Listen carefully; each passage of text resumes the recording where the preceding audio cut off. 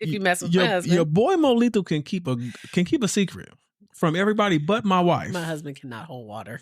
To you. Don't let him fool you. To you. Okay. I tell you all the tea. If you tell me tea, it's spilling over here. You hear me?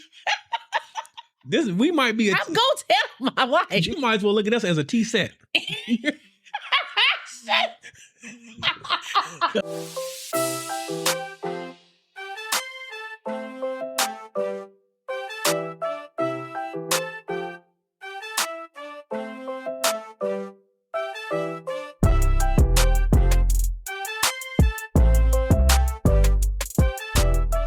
Everybody, and welcome back to another episode of Life After I Do. Do. I'm your host, Alicia B. And I'm here. We'll wait again. Hey. You're here with who? I'm here with this man to my right. This man. Just the guy been knocking your boots for the last 20-some years. Not necessary. That guy. My husband. Your husband. My husband. Molito. What's up, Buskies? Nothing. What's going on with you? Nothing. I got good energy today. You got good energy? I've had a really good day. That's good. Me too. Really good day. Yeah. Really. It hasn't been the most productive, but it's been good. It hasn't been? No. Why? But it's been good. Why? I'm gonna try to cover up my hands a little bit, y'all, because she asked you. I forgot to put lotion on again. She ain't the only one. Sorry. Well, also because I washed my hands, at least I washed my hands. But after I washed my hands, I guess the soap isn't that moisturizing because my fingers is light. But yeah, so why hasn't it been a productive day? Oh, because I just chose not to be productive. You were productive. I mean, I got some things done, but I didn't maximize my potential. Get the freak out of here. What the hell? You didn't maximize your potential? Not at all. Okay. Not at all. Okay. Well, what could have made it? Which could you have done to maximize your potential? I probably could have worked on some of my podcast stuff a little more. Okay. Because I haven't, my other venture, I haven't touched that stuff. And his other venture. And in case you guys didn't know, he's on another podcast called The Heavyweight Podcast. The Heavyweight Podcast. The Heavyweight Podcast. So Shout don't out. Get it confused with the other one. Shout out to Stutter. But yeah. Mr. Gaptooth. Kevin Wendell. And my boo, Des the Diva. Not your boo. It's my boo. Des the Diva. I'm so tired of black women standing together. I'm just playing. She didn't even like you. I'm just playing. But I could have been doing some stuff for that stuff, and I only recorded one video today, and when I woke up, I was like, I'm gonna try to get at least 2 or 3 done. Mm-hmm. But then when I went to try to make the second one, I couldn't find my source material. So you better than me because I started off real ambitious this morning. Uh-huh. I had my tripod in my backpack and everything, and I was like, because today was leg day, so I was like, okay, today would be a perfect day to record my workout and stuff because it's a leg day, Mm-hmm.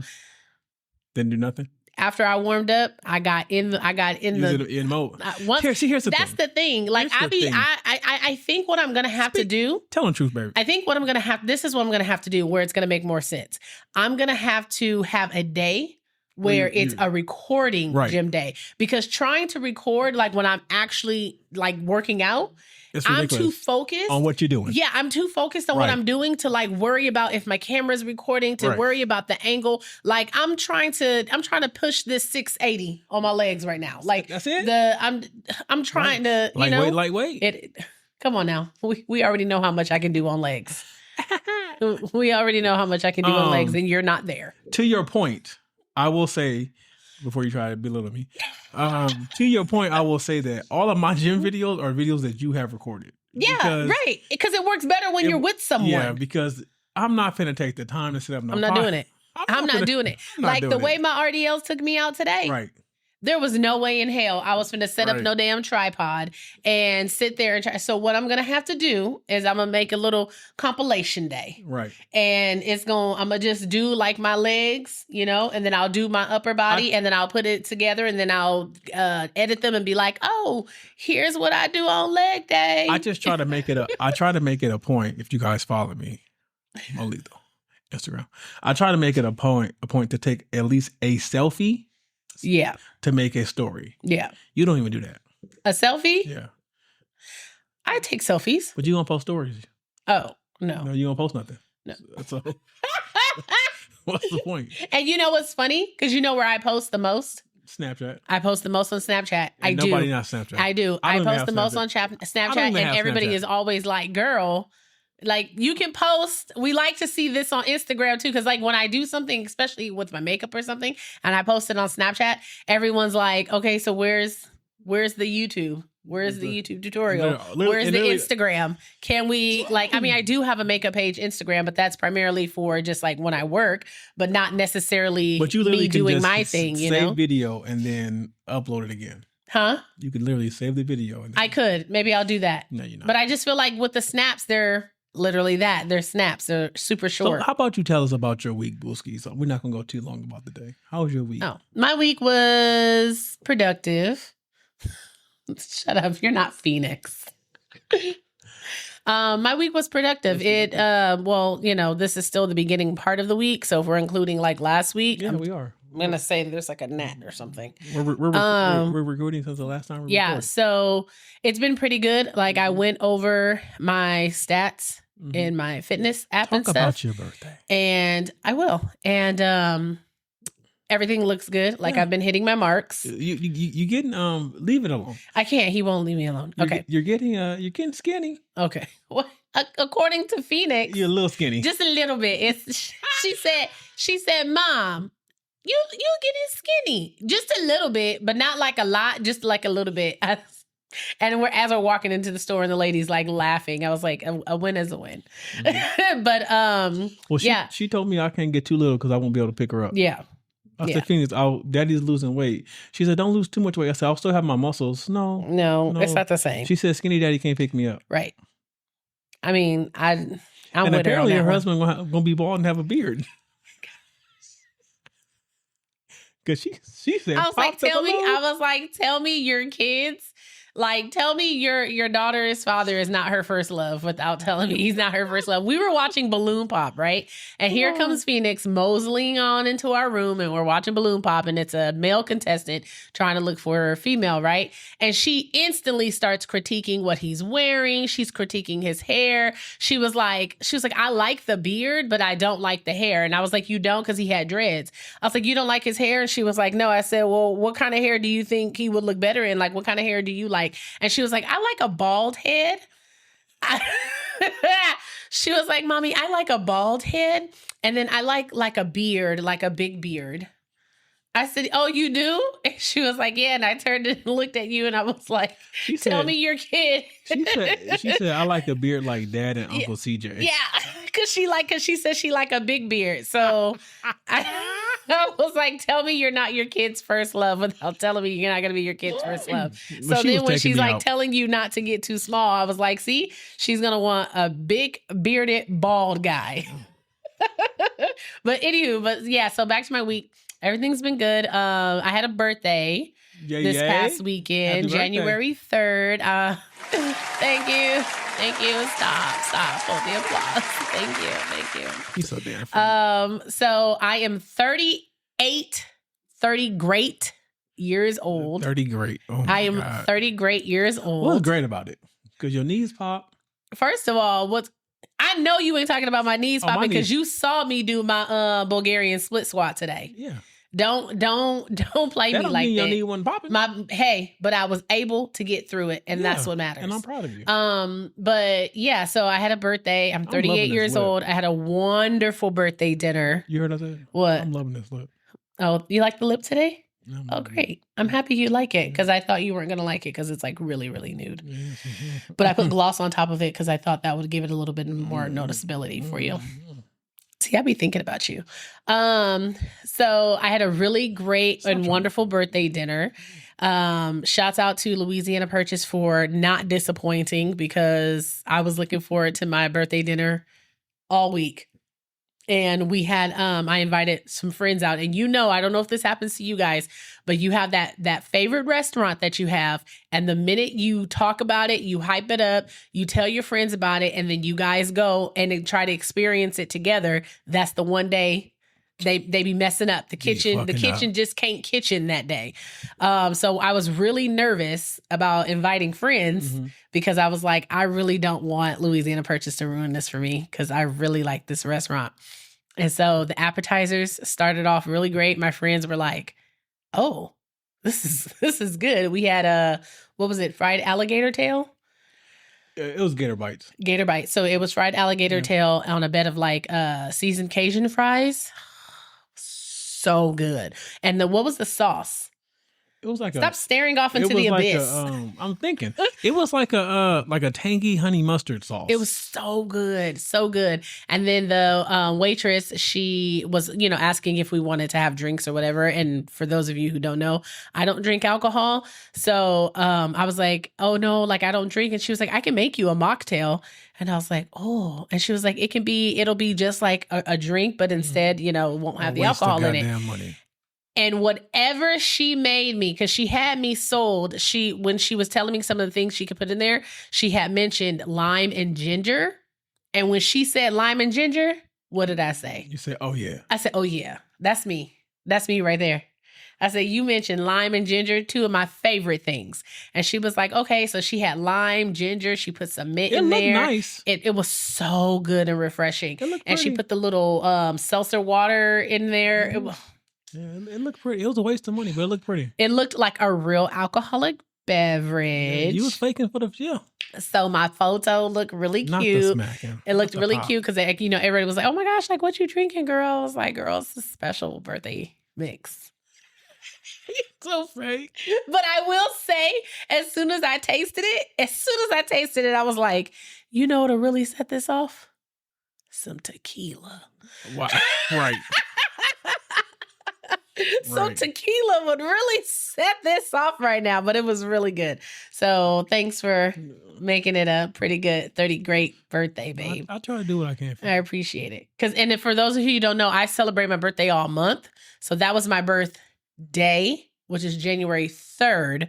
But we celebrate my birthday. She does. I don't do that no more. It's all month. So I don't do that. I don't do that whenever anymore. he tries to question me about something, like, going to Sephora 3 days in a row.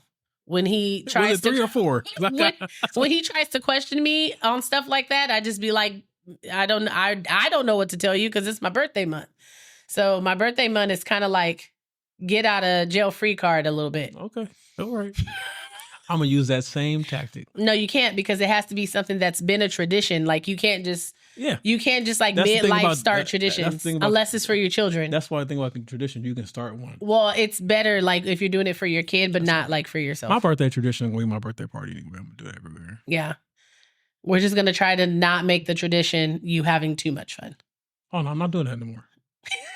I'm not doing that no more. I didn't do it this year or last year. No, you didn't. Yeah, I'm really proud of you. Okay. I'm happy you had a good week. Yeah. So how was your week? Oh, we ain't got time for my week. We got plenty of time for your week. You took all the time. How was your week, babe? There's no time limit. My week was arousing. Not because of me. Yeah, it was. Why? Because when you hit that switch. What switch? You hit that switch on Phoenix. And you've been doubling down. And you've been like, and her. Talking about because no, it's just my time to talk. Go ahead. Well, they got to know what you're talking about. When you hit that switch and you kicked on Mean Mommy. I was not trying to be mean. But you was a mommy that don't play. And I was like, I didn't think she had it in her. Really? I said, oh. Because normally, I'm the one, I gotta come in and be kind of like the bad guy. And you like, babe, you don't go too hard on her. Don't go too hard. But you were going. And I said, look at her draw the line in the sand. And Phoenix was looking at you like. She was not having it. She was befuddled. She was not having it. She was befuddled. She was like, ma'am. Who is you? She was like, I'm going to get in this bed. It wasn't even proper English. She said, who is you? It was like the battle. You ain't my mom. Who is like you? The battle. So that I said, okay. He's referring to not letting our 7-year-old get in our bed. It wasn't even. It was more than just that. So it started at your dad's house. Well, yeah, that too. Because she was just, she's been on break and she's been breaking. Oh, like when we just let her have a little bit of, like, I guess free will. I don't know. Cause when we're in school, like she has gymnastics and she has school. So when we are in school, everything is very structured during the week, like she doesn't have a problem going down at her bedtime. She has like her workout schedule. She has her gymnastics schedule. Everything is pretty rigid. Yeah. So when she goes on break, I try to make it a point to like let her just live a little bit. I try not to be too rigid on bedtime and stuff like that. Because just let her live a bit. I remember what breaks was like, and don't nobody want to be going to bed at 7:30 on break. And she doesn't have a problem going back into her routine, so that's why I also don't mind it. Yeah. But this particular break, she's also gotten older, so. Yeah. But she's also getting to that point to where she is testing every boundary. Oh yeah, yeah, rightfully so. Other than that, it was pretty solid. I finally broke through my weight plateau. So that's great. So the scale finally moved in the right direction again. I was happy about that. Very good. And the only thing I don't like about my week is all these new year new me people in my way. Goodbye. I will say, but here's the thing. You also go, so when we work out together, we get to the gym about 8:00. But because she's home, obviously somebody has to be home. So you've been going at what, the 6:00 hour, which I feel 5:36, which I feel like is almost like a peak time that most people go because they're going before work or something. I'm gonna start going at 4. Oh, don't do that. Yeah, 4. No, because I went at 4 one day and it was cool. Oh, well, maybe because the 1:00 people are starting to. No, I'm talking about 4 a.m. Oh, 4 a.m. Okay, yeah. You ever going to gym at 4 p.m.? That's almost my bedtime. Bye. So yeah, but when I get there, I've been going at like 9:30, and by the time I get there, all the people from your shift are not my shift. All the people from your time slot are starting to like dwindle down. So when I walk in, it's like people sprinkle. Like today, when it comes to legs, what's always full? Leg press. Leg press. Always full. I walk straight in, 2 leg presses available. Oh, that's good for you. Like I walked in, there was she just flexing. What we got today? Because I could have sworn it was me talking about my week, and then she took over. Taking over. I'm talking about your week with you. But I was just saying. I'm just saying because you were saying all the new year, new me people. But yeah, I get it. But I'm just saying, like, I commend everybody for starting their journey. That's one thing I can say about the gym. Yeah. The gym do be full in January. It be gymming. Love it. I don't. I know why you don't. And I have to agree with you. I don't. Because the amount of people who don't pick up after themselves. Don't pick up after themselves. They start breaking shit. Don't know how to use shit. I saw a lady today. She was doing cleans. Cleans like powerlifting cleans. While she was at the bench press. So she was straddling the bench press doing cleans. I'm like, ma'am, there are 4 squat racks open right there. And you're taking a Was she supersetting or something? No. Oh. It was no weight on the bar, just. Like sitting down on the bench? No, she was standing up. She just used that bar. Right. I said she should have just took the bar. I said, ma'am, there's 2 sets of bars up front for stuff like that. And there's 12 squat racks and 4 of them was open. But I'm willing to guess, and hear me out, I'm willing to guess the reason she did that is because there's a bar missing on at the squat racks. Because after I got off bench yesterday, the guy was waiting for me to get off bench, and as soon as I got up after I wiped down, he took the bar and took it over to the squat rack. Okay, here's the thing. Because there's a missing bar on the squat rack. The bar's not missing. It's somewhere in the gym. One of the squat racks probably have double, or they've left it outside somewhere, and that's the other problem. People don't get me started. What we got today, Boosie?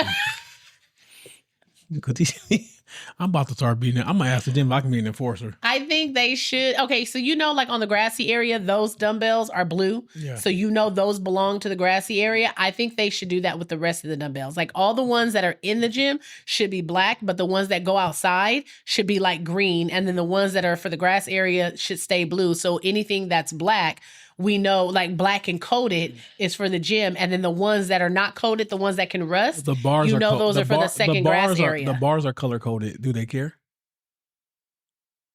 I bet you even know the bars. I did. Color. One's black and one's silver. Yeah, those are color coded. Do they care?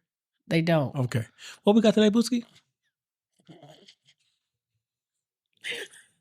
These people don't give a damn about nothing but themselves. What we got today, Booskies? Like when I couldn't find the 17 and a half. And I had to go outside and find it for you? And then then there was a 60-pound in the 15. I said, who did that? You had to walk to the whole other side. From 60 pounds to 15. Yeah, I'm with you on that. What we got today, Booski? We got a video. Okay. Basically about the importance of having married friends. Okay. Yeah. Do you think it's important to have married friends? It's important to have married friends so you can go out and do things together, like birthday parties at Louisiana Purchase. That's not the only reason why it's important to have married friends, babe, but let's listen to the video. And then I will get I thought I'd get a great example. Yeah. Ready? People who are not obligated to a covenant have no understanding of keeping it. Yeah, that's good. If you're not obligated to a covenant, words and stuff like you just, if you're not obligated to a covenant, you don't have the language of understanding why you need to stay in it. Because people don't understand covenant. They don't understand a vow. It's honestly to the point that when I marry people now, I don't even say the whole life for richer, for poor, for better, for worse, through sickness and health, because people don't mean it. They don't mean it. They don't understand what the word vow means, right? So when you need friends who understand vows, because if you have people who don't understand vows, they're not going to push you into keeping yours. But when you got people in your life who understand vows, those are the type of people that say, well, you mad right now, but you going back home. Okay. That part. Coming back home. That part. I can't tell you how many conversations I've had like that. Like, yeah, you mad right now. You really pissed off at him right now. I get it. But guess what you gonna do? Go on. You finna go right back to the house. I'm gonna get my Chipotle. Walk around Best Buy for a little bit. Come on home. Go upstairs, sit in my office, and then when I'm ready to talk to her, I go say, "You want to talk about it? You want to talk about this, or are we gonna be beefing for the next day or two? How we gonna play this?" I took my mom by my spot. Where I go to hang out by myself when I get food and like just sit in the parking lot. And she goes, "What the hell you go back there for? Where nobody can see you by all those damn bushes in the back of a building." That's why. I said, that's why I go. Yeah, I lock the door. The car is on. That's what I told her. I was like, the car is always on. So if I need to like make a quick one, I can make a quick one. And I have your location. I know. But I be needing to like get away. And it made me think about, like, when I heard this video too, it had made me think about when we had got into a spat at like 10 o'clock or something at night. And that pissed me off. I know that upset you because I left the house. I understand this is what you do, but it's too late. It is too late for this right now. All I did was go park in the Wendy's parking lot. This time I didn't go behind a building. I went somewhere where it was lit so people could see me. But nonetheless, I still had to go be by myself. So I went by the trash can. Okay. But yes, so your thoughts on... Yeah, people, we do argue. Of course we argue. I don't think people think we don't argue. We beef over here. We do. That's what I try to explain to like some of my friends, We just understand when they make comments like, "Oh my gosh, you guys are so happy. Like, he's so great and you guys work so good together." I'm like, "Okay, that's great and all." But he still be getting on my nerves. Like, look here, we also know how to put on a really great face when we need to be in front of people if we're spatting. Look here, on the outside, I am the perfect husband. Too bad that doesn't matter. But when you get in this thing, there's some room for improvement. There's some room. I ain't the worst. No, you're not the worst. I'm sure there's worse out there. I don't know. I wouldn't want to find out. I wouldn't say I'm the best. Yeah. But anywho, back to the topic at hand. I was talking about the topic. Oh, okay. Go ahead. Go ahead. I agree with what he is saying. I do think that a lot of people today don't understand the sanctity that is marriage and what the vows mean and what the vows are and what your intentions behind the vows should be. Mm-hmm. I do think that a lot of people get married for the title, for the status, for what they deem to be beneficial to them. A lot of people, a lot of ladies want the ring. A lot of men just want a house slave. Okay, that's what you want to call it. They want the arm candy or whatever the case may be, and they're not getting married for the right reasons. They're getting married out of vanity, almost like just so they can appear to be one thing, and they don't really understand the amount of work that comes with marriage, right? Because if you have issues before the marriage is just going to make things. It's going to amplify it that much more. I don't know what it is with the titles, but those titles tend to amplify things. So, like, what do you think is like a good reason for what? For marriage? Because you say you think people marry for the wrong reasons. Mm-hmm. So what should be some valid reasons that people would want to get married? Like, why did you want to be married? Because I looked across at you and I saw someone who loved me for me. Okay. I saw someone who loved me when I didn't love myself. Someone that stood by me in my darkest days, and someone that was loyal to me when I wasn't even loyal to myself. And someone that believed in me when I couldn't even see my dreams anymore because of what I was going through. And with that, I was already in love with you from the relationship we had prior to those events of life happening where I took the downward spiral. But you being steadfast and standing by me in those moments, and then even loving me enough to say, hey, look here, like I need you to get yourself together because you're starting to weigh me down. Yeah. To even give me the tough love that was required, you showed me that you were here for me. Yeah. And so that instilled in me something that was like, okay, well, like I always say, like this woman being you, like Kanisha or Nisha G loved me when I had nothing and when I was nothing. So when anything that I obtained from this point on in my life, she's more than entitled to it because she held me up when I couldn't hold my own self up. And I think that's one of the most important things when you talk about like the tough love and as it pertains to the topic, like having married friends, because I think when you're able to give like some tough advice or try to express that tough love with a friend who might be going through a tough time with their partner, and you're basically having to tell them something that they probably didn't want to hear, because when you're in spat with your spouse or you guys are on the outs, you really are looking for somebody to kind of like agree with you. To champion with your point of view. With you, right? Because you don't, I'm hanging up. But as somebody who is also married and as somebody who is who has had a shared experience with somebody else who's married, I can come from the outside and be like, hey, your single friends probably ain't gonna tell you this, but I'm gonna go ahead and tell you because what y'all going through right now, I've been through. And as somebody who had to work through it, I'm gonna let you know, one, you probably could have handled it differently. Two, y'all still gonna be married at the end of the day, so we got to move forward. You know what I'm saying? As opposed to being like, girl, I wouldn't take that from him. No, he didn't. Like, he ain't shit. Like, you know what I'm saying? Your single friends might be more inclined to take that approach because they haven't been in, as he said, covenant with someone to the extent where you're kind of forced to work through it. So I think basically having shared experiences is also another positive to having married friends. Would you agree? Why are you looking at me like that? It's creepy. Because I'm just looking at everything put together. What? It's nice. Your eyes. It's like everything is like it's not monotone, but it all go together, and it's doing it for me. Oh my gosh. Sorry, guys. I love my wife. I'm happy I was able to every now and then you still visually please you this evening. Every now and again you still wow me. Every now and again.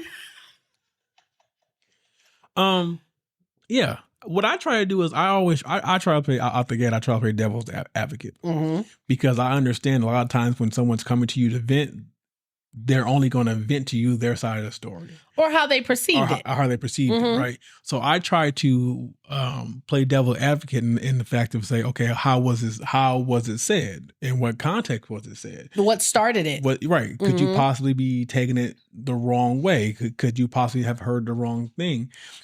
Or you were just wrong. Right. Or what was it that you said or did that triggered the event to happen? So I try to take that route. And a lot of times after I go through those questions, and sometimes I'm like, you're wrong. You're wrong. Like from my perspective, you're wrong. It could have been handled differently. Right. You may not have been as, I do still try to hold the hand a little bit. I know. I do, you know what I mean? Sometimes. But it really depends on the extent of what's happening. You know what I'm saying? But I always say to people, like, you're with this person. So you should know their personalities a lot better than I do. So if I'm seeing things about their personality that you're not seeing in the moment, that means that whatever happened, you were on defense from the start. That's how I perceive it. What do you mean? Like if I can see, like, I don't want to give names, but if, like, let's say we have one friend and her husband, they get into it and now she's saying, oh, he did this. And then I said this and then he did that. And then we're like, well, what started it? Yeah. Right. And then she can say, well, he said such and such, such and such, such and such, right? And I can go, well, knowing his personality, are you not sure that he meant it this way? And were you just defensive because what he said was directly correlated to your actions or something you should have done? So are you mad at the way? Are you mad at what was said or how it was said? Right. Yeah, exactly. Yeah. So that's what I like. Sometimes I do that. Like, so, because sometimes, so when I say, like, not you trying to be a whole relationship counselor, Jesus. Okay. Go ahead. But that's what I'm saying. Sometimes it's like, because I know I do that. In the heat of the moment, I'm not, if I feel like I'm being wronged, I'm not really listening to what you're saying. And you get super defensive. So that's how I know I can pick up on those things. Thank you for doubling down. Thank you. I can't. So basically that's what? Emotional support. That's shared experiences, all benefits of having married friends. But the thing to me, emotional support, like for friendship, right? Especially with your married friends, sometimes it's just listening. Because sometimes I'll just let you get it off your chest and I'll respond. Yeah. Like sometimes, because a lot of times, like, I feel like you know when you don't need to respond when they are getting it off their chest and now they're starting to realize shit as they're talking. Yeah, because the more you start to talk, you start to hear yourself and then you be like, damn, I was wrong. All right, well, I mean. Well, that's what they mean by that. Yeah. I probably shouldn't have said fuck you at that moment. That never happens to me. What did we just talk about? What you look like on the outside, but on the inside, it's something completely different. Okay, so then what about like relationship dynamics, like as a perk? Like to being married? I mean, if you have two people that work well together, that's a major benefit. But if you have one person that feels like they're shouldering more of the load than the other one, and the other person is content with that person shouldering the load, that can also be an issue. Now, what happened? Okay, now what about your perspective on this? Because yes, there's millions of people who are married, right? But not everybody has a functional marriage. So there is nothing there. There is. It's a gnat. That's why I keep waving my hands like a crazy woman. What about trying to motivate a friend who is in a dysfunction? And you know that the relationship that they're in is a dysfunction, but they are married. So are you still giving the same advice? Are you still, my advice would be, because you still made a commitment. My advice would be something like this. It's similar to last episode where I said you lines in the sand must be drawn. Okay. And you have to look at yourself and say, is this something that I'm willing to deal with for the rest of my life? Or is this something that's going to hinder me and I'm going to be resentful of the other person?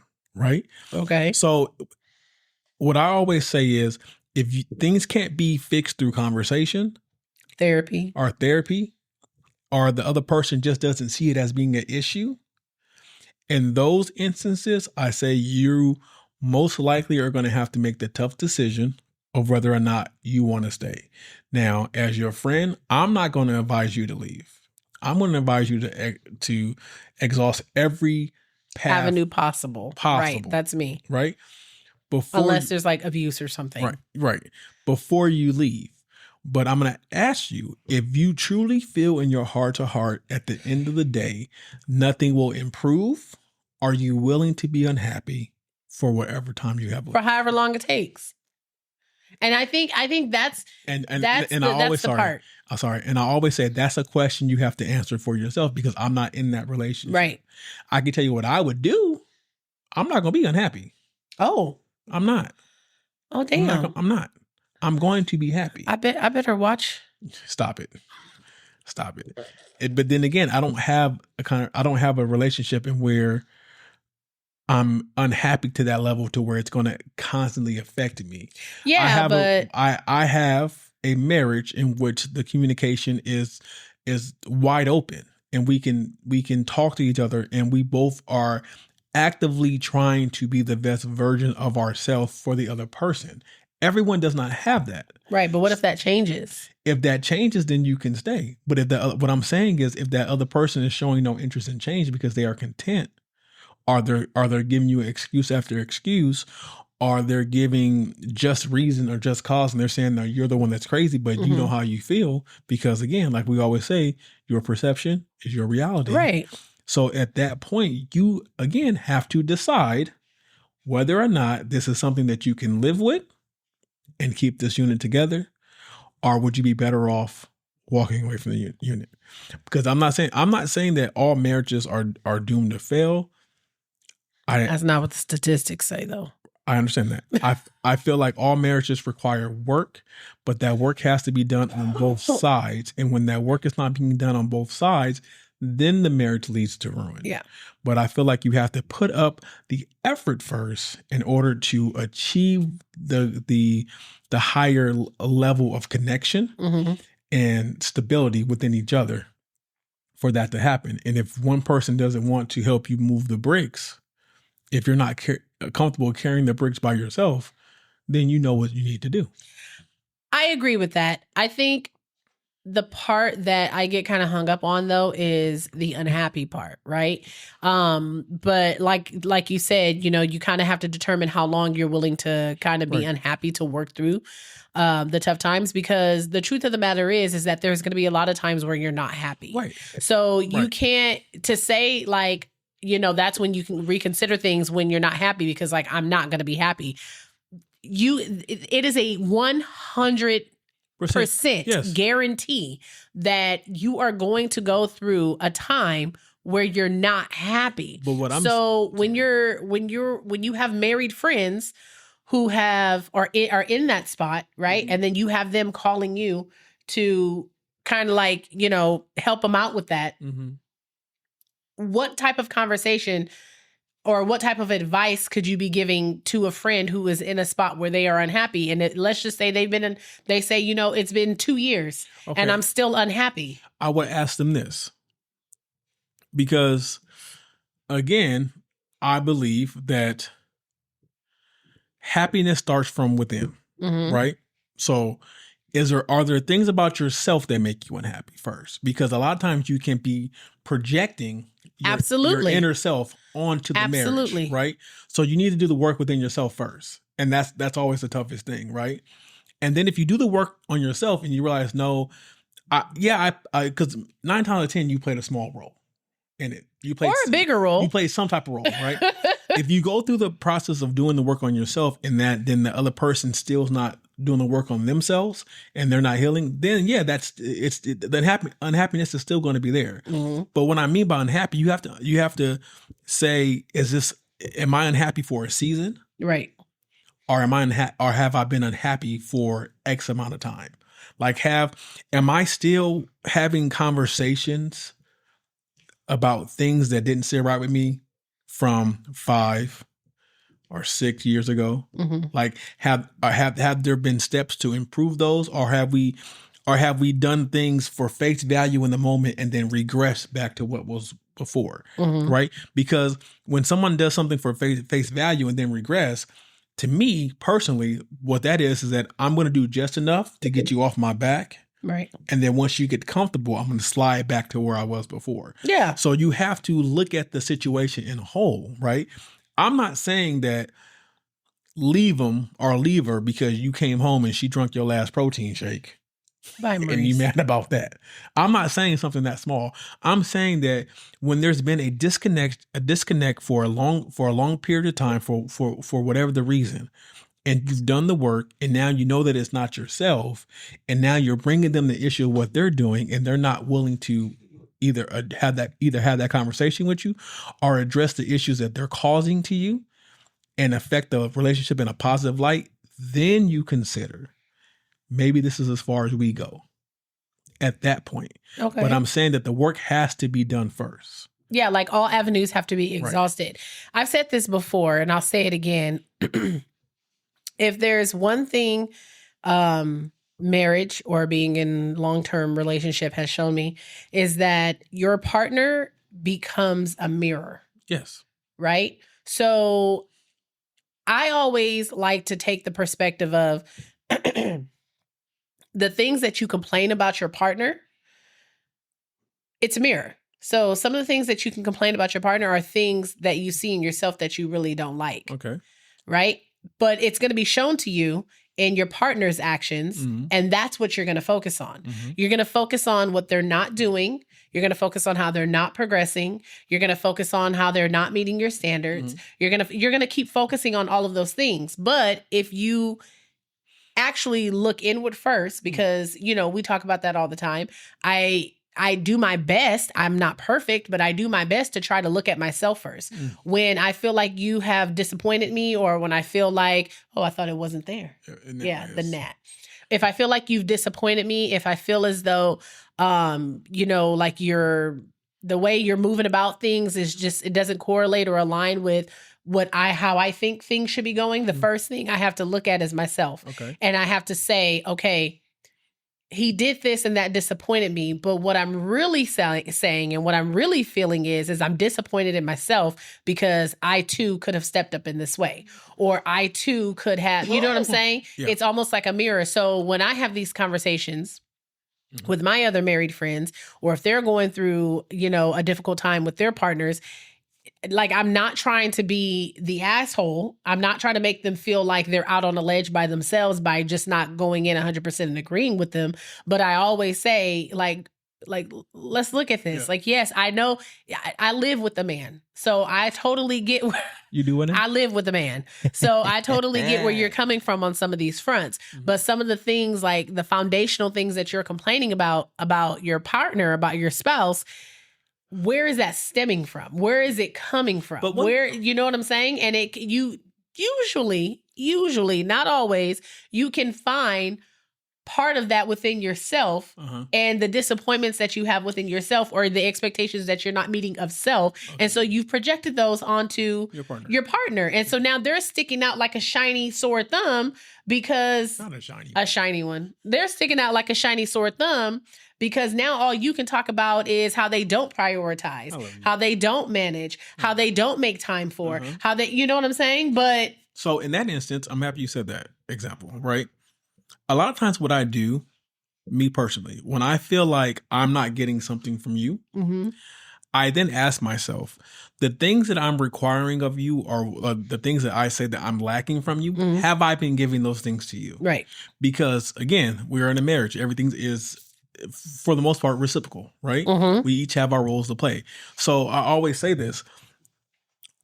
And as a man, I personally feel, like I said before, to be a man, to be a husband, to be a good one, it's a selfish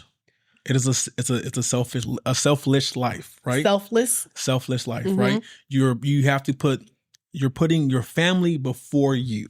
It is just it. I know that it's not always fair. I know that sometimes it sucks, but it is the harsh reality of what it means to be a man, a good father, a good husband, a good provider. You're putting the good of the collective before yourself.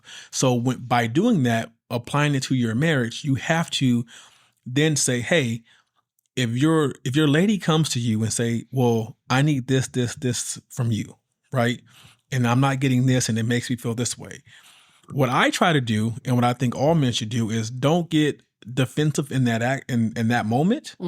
Take in what she's saying, listen to her, because now you can't not. Because my thing is, I can't be mad at you for something if you're expressing to me how you feel, right? Regardless of how what you feel makes me feel. Yeah, it's my feelings, and they're valid regardless. Your feelings, right? Yeah. And I now need to separate my feelings from the feelings you're telling me and process why I feel this way about what you're telling me. Yeah, you need to take your ego out of it. And then once I process my feelings, I need to then, to the best of my ability, provide you with the emotional support or whatever the task it is that you say you need from me, right? And then my mind is that now that I am providing you these things, because I think if I provide her what she says she's lacking, then in turn, most likely, which is true, will receive the things that I feel I'm lacking, because I understand that I have to pour into you so that you can pour into me. Right. It's like if instead of focusing on what you feel like you're missing and what you need, if you focus on the needs of your partner, then usually in a natural reciprocal situation, your partner will start focusing on your needs. Like if you just made your day about what's going to bring me joy, put a smile on my face, then of course, then the night gonna eventually, eventually, like my brain is just like, oh, you know what? Like it just makes you want to do those things. Like, oh, I think he would really like this. I'm going to do this. Right. And that's what I'm trying to say. Like if I lead a day or lead a life or lead a path, whatever you want to call it, to where I am now making you a priority, right? I am making the house a priority, and I am checking off all the needs that you may have and some of the wants. Yeah. Right. I'm checking all this off, right? I'm making your day-to-day easier. That now opens up time and capacity in your brain, in your mind. For you. For me. And it's almost like doing it's almost like self-service through giving, right? You have to understand that while you shouldn't do things to receive, but it's a great starter. No, I'm joking. But in the dynamic of a marriage, that tends to be how it happens. Yeah. Unless you're just married to an asshole that just wants to receive. I mean, I can be an asshole sometimes. You are. I'm not going to deny that. I can be too. Yeah, you can. As a man, especially as a father, because like, let's not even take the marriage. Let's take the marriage thing off the table. The father thing, right? As a father, if you're a good father, you're going to pour into your kids more than you pour into yourself. Every dime you have. And a lot of that is going to be underappreciated. They're not and not received well, especially if you're not giving them what they want in the moment. Right. But you're not doing it to receive the praise. Right. So if you take that same same mindset and apply that towards your wife, be good, be good to your wife, be gentle to your wife, be loving, be compassionate towards your wife, feed into her spiritually, feed into her mentally. And don't do that because you expect it back, but do it because this is what you should be doing as the leader of the household. Then I guarantee you, if you have a good wife, if you have a good partner, you will receive back what you put out tenfold. And then you will receive it in ways you won't even really comprehend, because not only will your wife be in a better headspace, that's now going to flow and trickle down into the household, and now you're going to set a example to your children of what a healthy, productive relationship looks like, right? And like I always say, my goal right now is, now that my daughter is older and now I can see how she's looking at the dynamic of our marriage. Because she is definitely paying attention. She's watching, right? She's definitely paying attention. So now my goal right now is to show her and to provide her with the perfect example, as perfect as I can get it, of what she should be looking for and to pursue, so that when she goes out here, she's not impressed by some of these little heifers.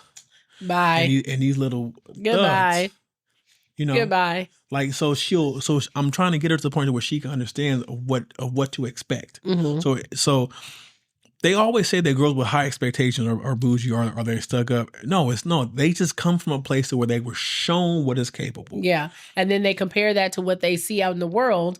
And then they're just like, Right. Because my daddy.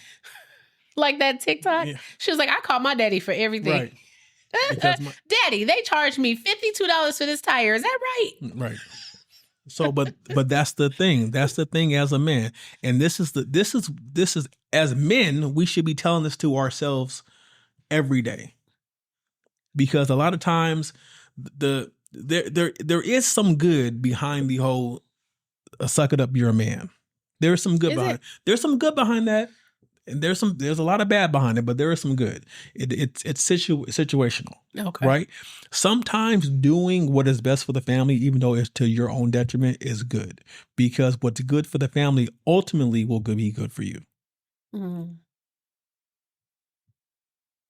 No matter how much it sucks in the moment.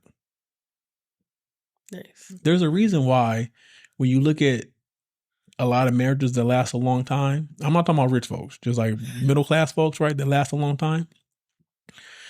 You ever notice how 9 times out of 10 the wife has a nicer car? Right? 9 times out of 10, the wife has a nicer car. Okay. Has the newer car.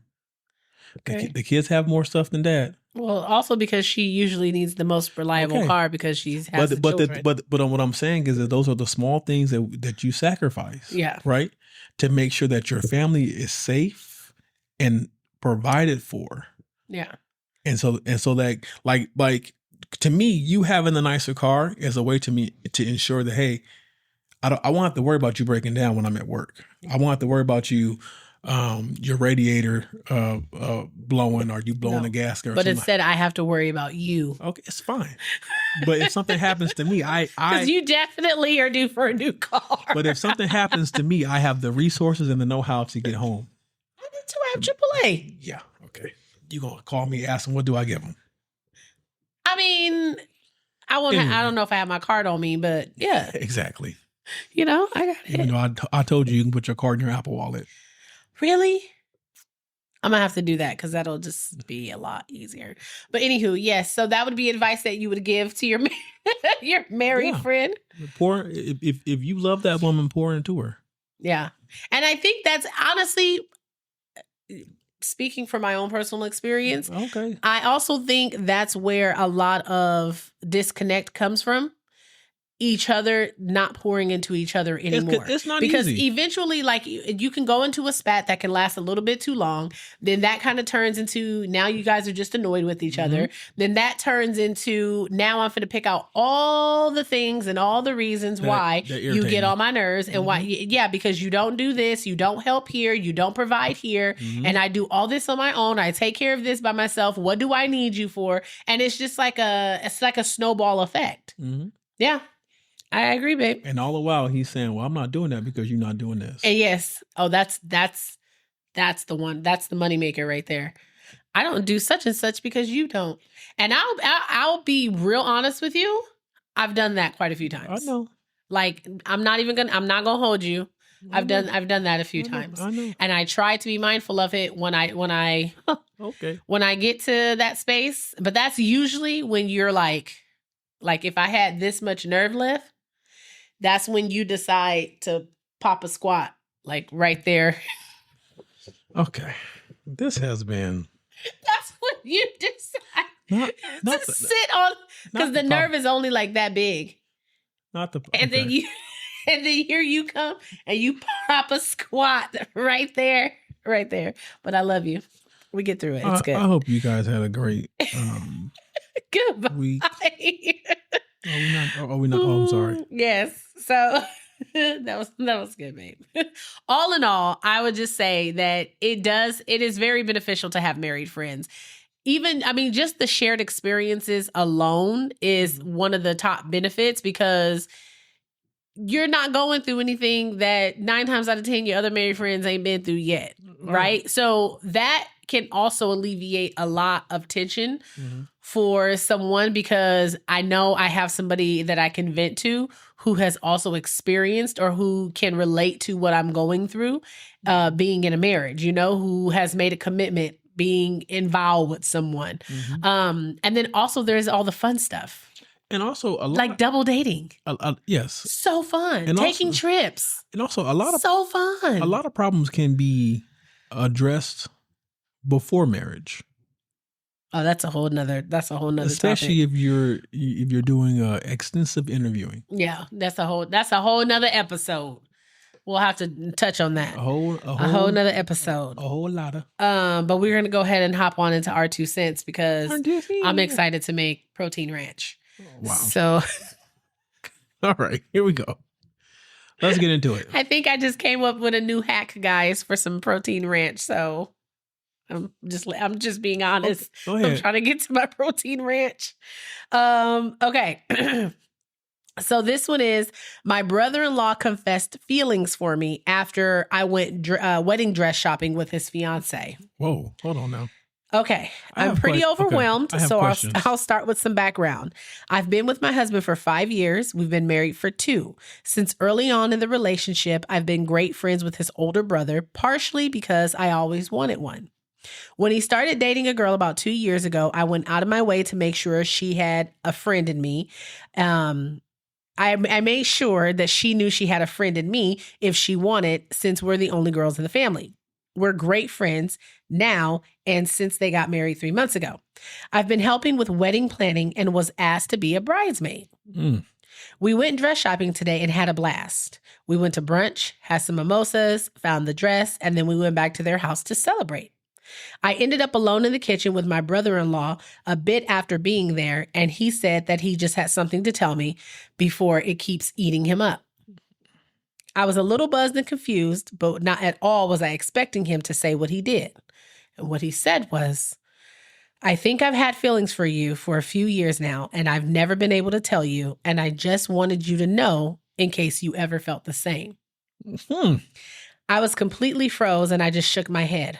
I told him, no, I have never thought about him in that way or any other way other than being a friend and a brother, and that I would never.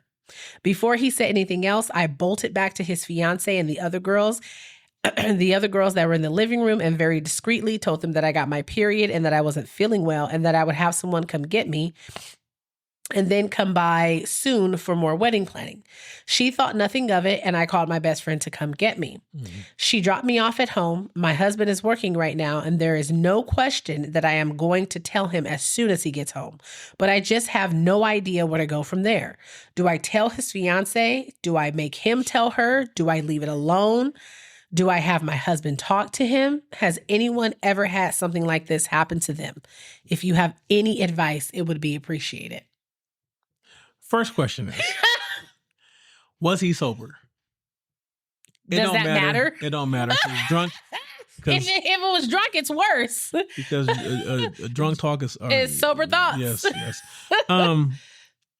Definitely, I would definitely tell your husband. She says she's definitely telling him as soon as he gets off work. I would say tell your husband, let your husband deal with his brother. Okay.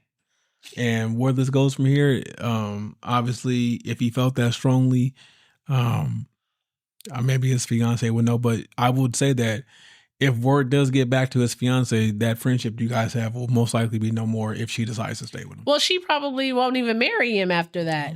And here's the thing. I also feel like I need a little bit more background and information too, because is he saying that he had feelings for her? Because I think he said he had feelings for her. He said, I think I've had feelings. I've had feelings for you for the past few years.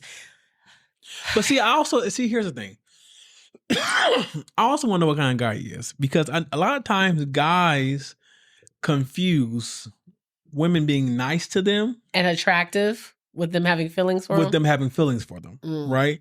With them showing them signs. That's why the second part was like, I don't know if you ever felt this way. I have not. And the way and the way that she started saying that she always wanted a big brother, so she was probably nice because she wanted a big brother. Right. And so she liked the relationship that they had. And so he probably saw it as something else. Like he probably saw it as blue when she was like, "Nah, pimp, it's red." Yeah, like they were probably always giggly. Right. They probably talked a lot. And so he was probably like, that's why guys can't be in friend zones. He probably he probably completely misperceived what was actually going on. Mm-hmm. And to that point, the air needs to be cleared. And to that point, homeboy, you need to just keep that information to yourself. Go ahead and get married. Me personally, I wouldn't have said nothing. I know, and that's another thing. I would have took it to my grave. Why would you even say it and you're about to get married? We just went and found her dress today. Why? You could have told me that prior to you getting engaged. I would have took it to my grave.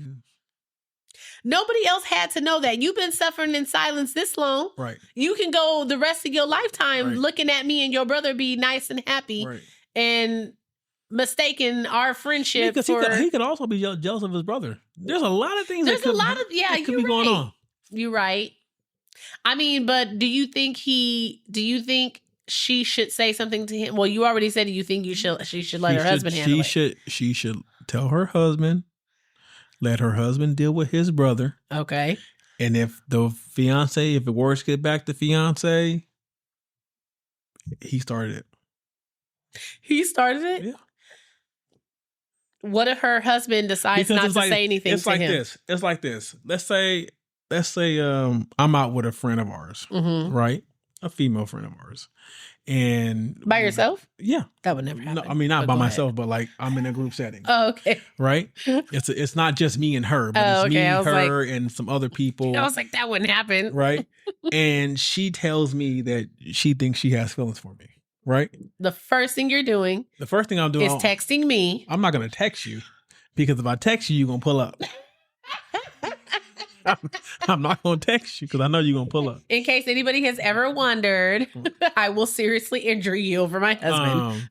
So then obviously I'll be like, oh, well, I don't. Let's cut that down. Oh, I don't. But when I got home, I would tell you. Of course. Right? Because as my wife, look here, people. I will seriously cause bodily harm if you mess with my husband. Your boy Molito can keep a secret from everybody but my wife. My husband cannot hold water.